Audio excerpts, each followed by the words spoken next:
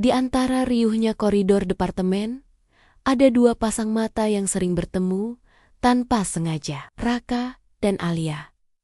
Mereka hanya dua dari ribuan mahasiswa yang berlalu lalang. Tapi bagi mereka, dunia seolah berhenti sejenak setiap kali tatapan itu bersahutan. Alia, dengan wajah lembut berbalut hijab, selalu tampak tenggelam dalam pikirannya. Beban sebagai ketua tim lomba penelitian membuatnya sering merasa tidak cukup baik. Di tengah keraguan itu, Raka selalu ada.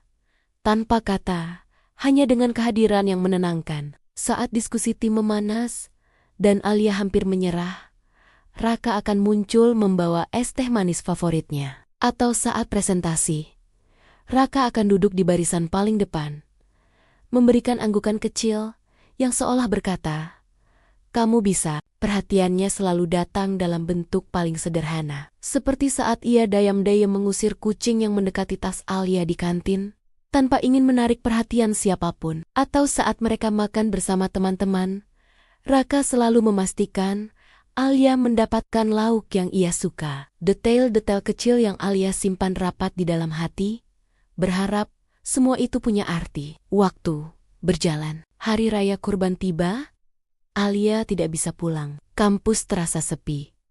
Siang itu, sebuah paket datang untuknya. Isinya rendang daging kurban, masakan rumahan yang hangat. Tak ada pesan panjang. Hanya nama pengirim, Raka. Momen itu membuat harapan Alia semakin membuncah. Perhatian ini terasa begitu nyata. Semester berganti. Tahun pun berlalu. Mereka akhirnya lulus. Momen wisuda menjadi perayaan sekaligus perpisahan yang tak terucap. Alia melanjutkan studi S2 sambil bekerja lepas. Perlahan, hidupnya mulai stabil. Ia masih sering teringat Raka. Bertanya-tanya, bagaimana kabarnya? Raka, di sisi lain, masih berjuang. Ia mengajar sebagai guru honorer sambil terus mencari beasiswa, mengejar mimpinya. Jarak di antara mereka semakin terasa.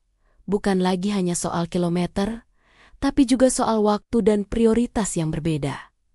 Komunikasi mereka menipis, menyisakan rindu yang menggantung. Suatu malam, saat sedang beristirahat, Alia iseng membuka media sosial.